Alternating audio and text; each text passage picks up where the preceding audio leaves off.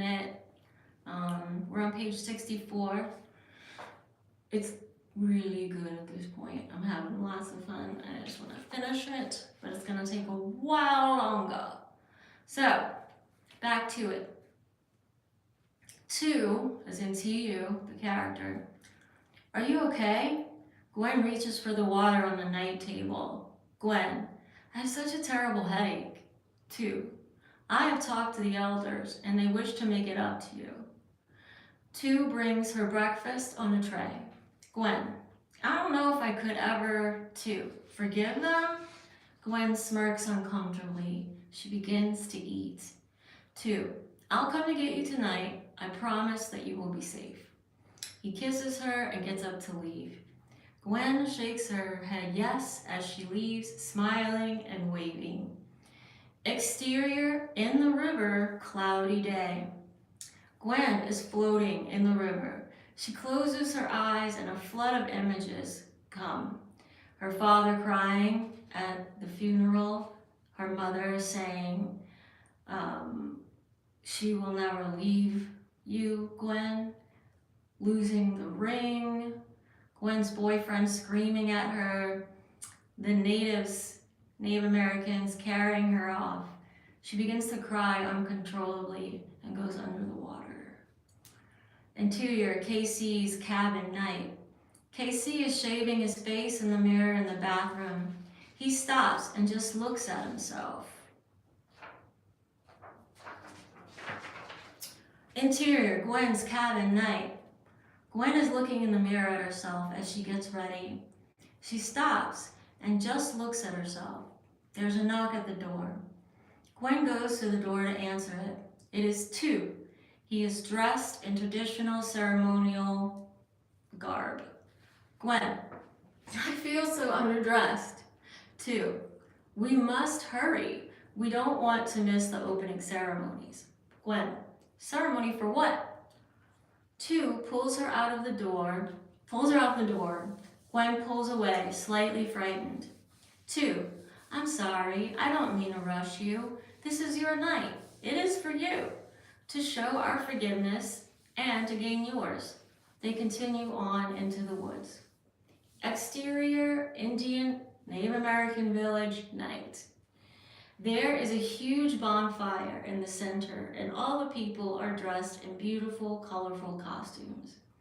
There is a sweat lodge off to the side and a tub of water that is overflowing with river water.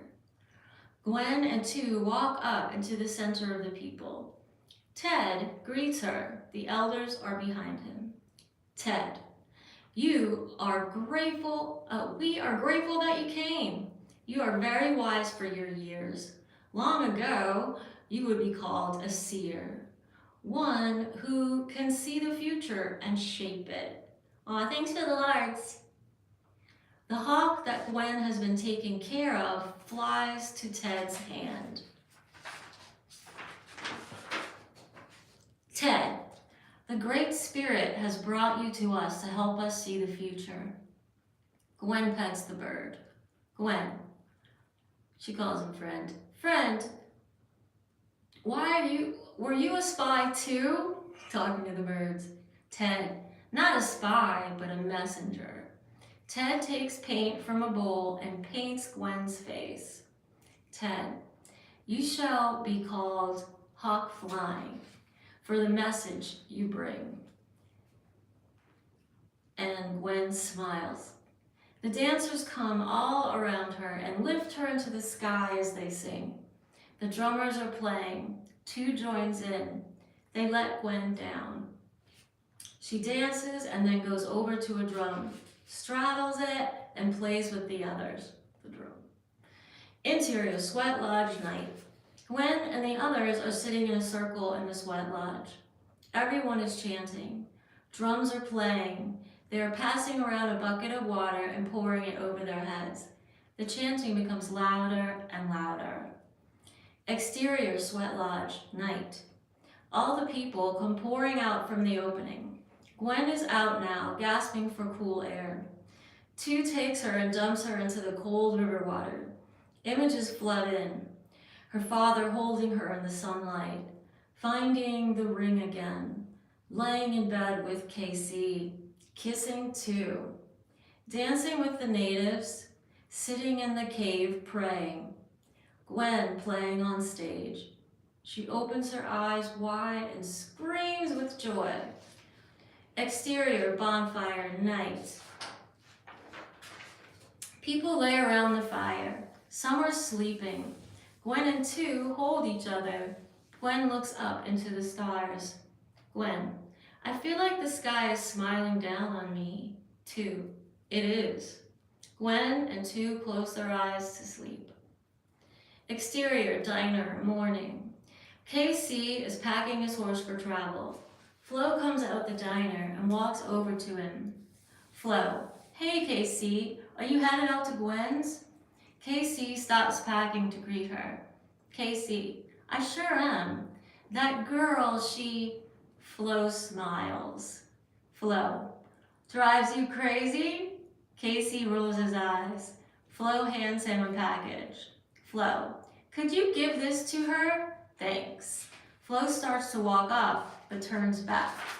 Flo, oh, could you give her my love, unless you want to give her your own? Casey, hello. Flo turns and leaves. Exterior Native American Village day. Gwen and 2 are walking in the woods towards her cabin. 2, everyone in the village can go in the cave just once, he explains.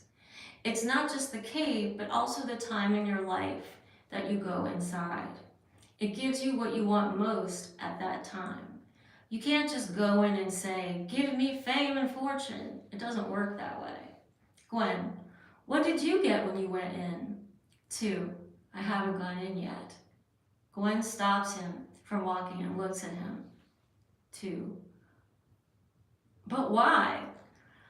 I'm waiting for the right time, and then I'm going to get out of this place, says 2 to Gwen. Cut to exterior Gwen's cabin day. Casey rides up and dismounts his horse. He sees the symbols painted on the door, and that the lock on the door is busted. Interior Gwen's cabin day. Casey swings the door open. The bed is messed up with blankets on the floor. He gets distressed. Casey, Gwen, where are you, Gwen? He steps on the remote to the video recorder and it plays. Gwen is on the couch on the screen. He laughs and fast forwards to Gwen on the bed asleep. The footage of the people in masks busting into the door and taking her away pops up on the screen. Casey, oh my God! Casey jumps up and hits the fast forward, and the camera shows Gwen and 2 kissing on the bed. Casey throws down the remote. He walks out the door. Exterior, Gwen's cabin, day. Gwen and 2 are walking towards the cabin as Casey comes walking out. They see each other. Gwen, Casey, what are you doing here? Casey walks over to his horse. Casey, I came to check on you, but I can see that you're fine. Casey gets up on his horse. He throws the package that Flo sent at her to Gwen. Casey, Flo wanted me to deliver this. Gwen runs up to Casey. Gwen, why don't you come in for some coffee or tea? Casey, no thanks. I've got to get back. Casey takes off. Gwen and 2 feather, right? Watch him as he rides into the sun. 2, he's in love with you. Gwen looks at him like he's crazy. 2, it's obvious he's jealous. Gwen walks to her door with her package. Gwen, I better get some rest. I love all this stuff, but that sleeping on the ground business. Gwen rubs her hindquarters. 2, I can tell that you love him too. Gwen, I'm sorry too, but I'm not in any shape to get in a relationship. 2, you're in perfect shape. You have healed your wounds. You know your own strength. You have found your way. He pulls her closer and kisses her. He's so cool. 2, are you? And you've just had a great rebound. Talk. What else do you need? 2 walks away, back into the woods. Gwen calling out. I can't say what it says. Damn! Always saying poignant stuff and walking off. You're all a bunch of drama queens. 2 smiles and waves as he disappears into the thick of the woods. Interior, Gwen's cabin, night. Gwen opens her package. It is from Aunt Barb. It's a telephone. The note reads, "Call me, no excuses." Gwen looks over at the camera that is still framed on Gwen and 2 kissing. Gwen, he is jealous. Interior, dungeon pub, night. KC is sitting at the bar drinking a beer. John the manager is tending bar. Ted walks into the bar. Ted, so what's up with KC? John, I don't know, man. He's been there for a couple of hours. Ted grabs his beer that John has just served him and sits down next to KC. KC, I don't get it. What? Women. John, I know what you mean, man. They break your heart. Ted, they chew you up and spit you out. John and KC look at each other in the eye. John, they pick you apart and leave you for dead. Ted lifts his beer to John. Ted, that can't take the place of a beer. John, or football. They can't take the place of a beer. John, or football. Ted and John together. Yeah! They lift their glasses and clink them together. KC finally looks up at the both of them. KC, they sure do smell good. John and Ted look at each other in defeat. Ted and John in unison. Yeah. KC, she just drives me crazy. Just then, Red walks in the door with Max. Red smiles at KC and sits down at one of the tables. John leaves to wait on them. Ted, there are other women in the world that can drive you crazy too. Ted turns around in his chair to look at the girls. KC, she's just so different. Ted turns back around. Ted, she sure is. KC, how do you know? Ted points to himself as if to say, isn't it obvious? Like, I'm wise. KC, oh. KC turns and looks at the girls. Red looks right at him. Ted looks at the girls too. Ted, sometimes you must throw consequences to the wind. KC looks at Ted. KC, is that? KC makes a gesture to the dartboard. Ted, nah, self-help for shy men. Good reference book. Red waves them over from her table. To her table. Ted and KC go over to them. They all sit and talk while the music plays.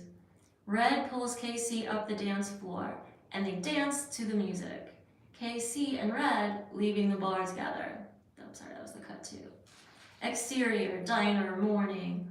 2 hitchhikers are standing in front of the diner looking at a map. Interior, diner, morning. The 2 hitchhikers sit down for coffee next to the mayor. Hitchhiker 1, to Flo. Excuse me, miss, could we get us 2 coffees? Flo brings them mugs and pours. Hitchhiker 2, do you know how to get to the Luna tree? Flo looks at the mayor and then back at the 2 hitchhikers. Flo, now what do you want to know that for? Mayor, it's illegal to go to that tree anyway. Hitchhiker 1, and who are you, buddy? The mayor takes a good look at the boy, and one of the state troopers comes over and stands by the mayor. Hitchhiker 2, come on, Bobby, let's get out of here.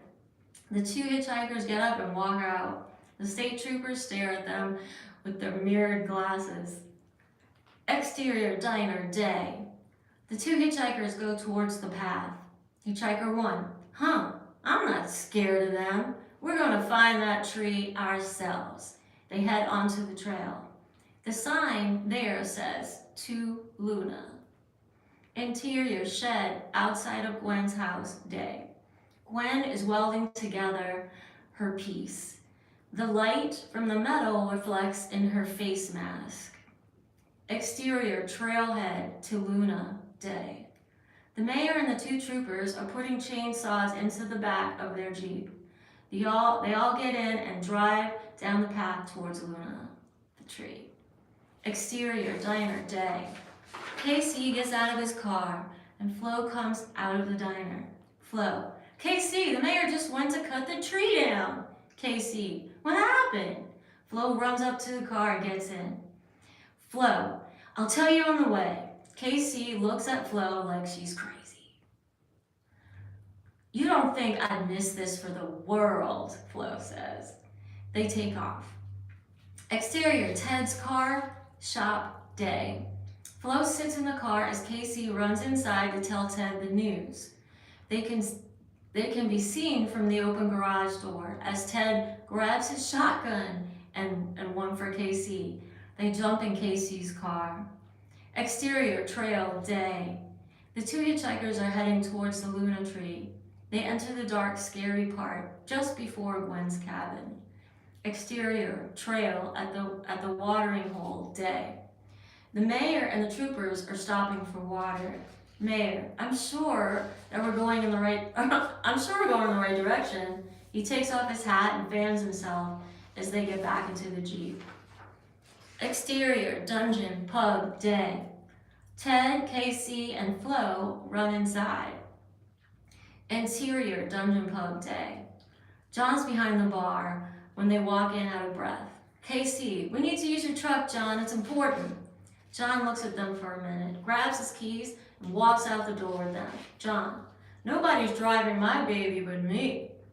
Interior Gwen shed, day. Gwen is blowtorching her masterpiece together. She stops, pulls back her mask, and hears some noise outside. She looks outside and sees the hitchhikers outside. They're crouching down to hide themselves as they pass by. Exterior, John's truck, day. John's truck is black with bull horns on the grill. It has the huge 10-foot tires. Casey, Ted, and Flo are passengers as John drives. They come up the trailhead to Luna, the tree. Interior, John's truck, day. John stops the truck. John, so why should I do all this? Just to save some tree? Casey, yes. John, man, my friends are going to think I'm getting soft. The guns clank around as they start out to the Luna tree. John, isn't it a bit drastic, the shotguns? Ted, it's more than the tree. If you help me, I'll show you, Ted says. Casey looks at Ted.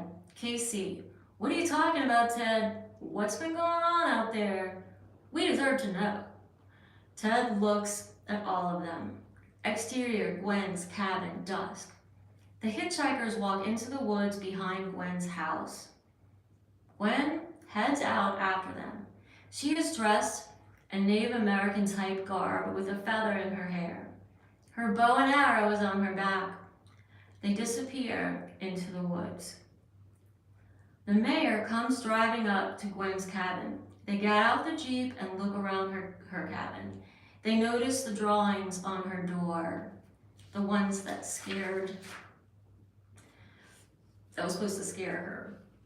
Mayor, I don't know what's going on here, but I'm going to find out. Interior, woods, dusk. Gwen is stalking the hitchhikers as they walk along the path. They come to the crossroads and see the sign that says Luna. Gwen shoots an arrow that hits the sign. The girl hitchhiker screams, and they both run into the woods. Gwen shoots another arrow at them, and they run screaming. They find the path back to Gwen's cabin and run down it. Gwen's cabin, dusk. The hitchhikers come running back to Gwen's cabin. The mayor and the state troopers see them running and look at each other. Mayor, get them! The troopers run them down and wrestle them back to the Jeep. The troopers handcuff the two trespassers. Hitchhiker, someone tried to shoot us. Mayor, I told you it was illegal to go out to that tree. Handcuff them to the Jeep. We're going to take care of this right now. The mayor motions for the troopers to get the chainsaws out. Gwen is standing at the edge of the woods. She sees the mayor and the chainsaws as they head towards Luna, the tree. She takes off running into the woods. Interior, the woods, night. Gwen is running as fast as she can. Exterior, John's truck, night. The truck is speeding down the trail, bouncing all over the place towards that tree. Exterior, Native American village, night. Gwen comes to the opening, looks around at the quiet houses. She runs to the elder's house. She reaches the door, and the old male elder answers the door with his pipe hanging from the edge of his mouth. Gwen. The mayor and his thugs are headed up to cut down Luna. The elder rings a bell loudly, and others come running to it. Gwen, you must tell him the secret. If you show him the wonders of the cave, then he will protect it, the cave and the tree. The crowd of people gasp and chatter among themselves. Elder, we can never trust him. Gwen, sometimes you must give something to get it in return. Exterior, Gwen's cabin, night. John, Casey, Ted, and Flo pull up in front of Gwen's cabin and get down out of the truck. Casey walks up to the Jeep that the hitchhikers are cuffed to. Casey, what happened? Have you seen the woman that lives here? Hitchhiker 1. We haven't seen anyone but the mayor and his bullies. Hitchhiker 2. We are looking for the Luna tree when someone shot arrows at us. Exterior, crossroads to Luna tree. Night. The mayor and the troopers see the sign but can't figure out which way to go. To the tree. They hear a hawk in the right direction and take that way. Exterior, Gwen's cabin, night. Casey ushers the other ones to follow him, and he heads into the woods to the Luna tree. I haven't read this in forever. This is like 20 years old. Exterior, Luna tree, night. The mayor and the troopers reach the tree. She is beautiful in the full moonlight. Mayor. Well, he motions for the troopers to start cutting. One of them pulls back on the chainsaw and it starts to scream through the night. Exterior, woods trail to Luna crossroads, night.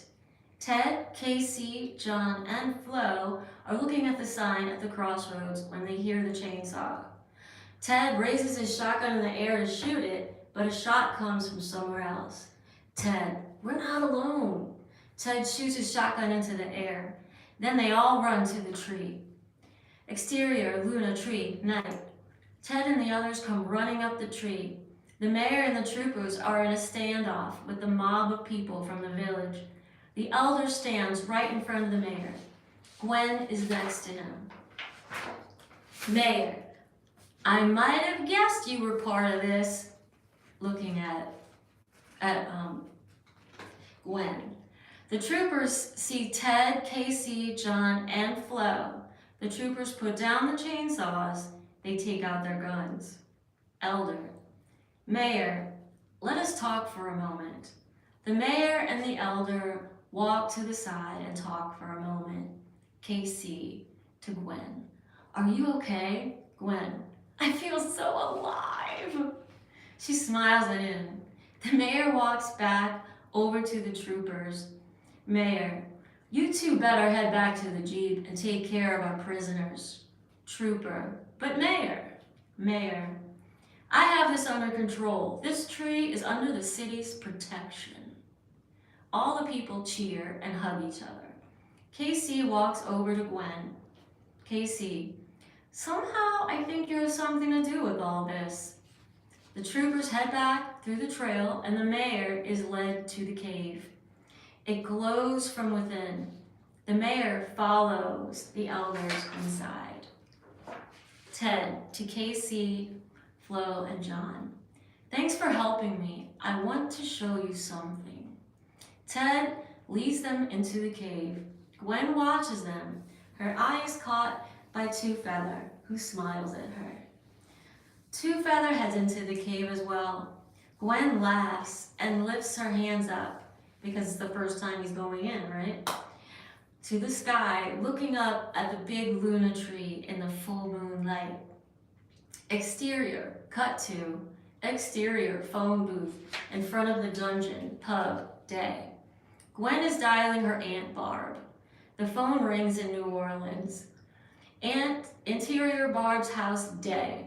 Aunt Barb picks up. Her long hair, nails, and makeup are elaborate. Barb. Hello. Gwen, off screen. Aunt Barb, it's Gwen. I miss you. Barb. I wish you would come home, child. Gwen, off screen. I have a better idea. Exterior phone booth in front of dungeon, day. Gwen hangs up the phone and dials a different number. Someone picks up on the line and says hello. Gwen. Dad? Gwen. I love you, Dad. Gwen. Cut to. Gwen hangs up the phone. Just then, John puts down some paint in front of the dungeon. Gwen walks over to him. Gwen. What's with the paint? John leans on the building admiringly. John, I figured she could use a paint job since she's mine now. Gwen pats John on the back, so excited that he got his wish to own the bar. Gwen, that's awesome. You need some help? John, sure. He hands her a paintbrush and they get to painting. Cut to exterior dungeon pub, day. Gwen is painting when she sees Casey walking across the street.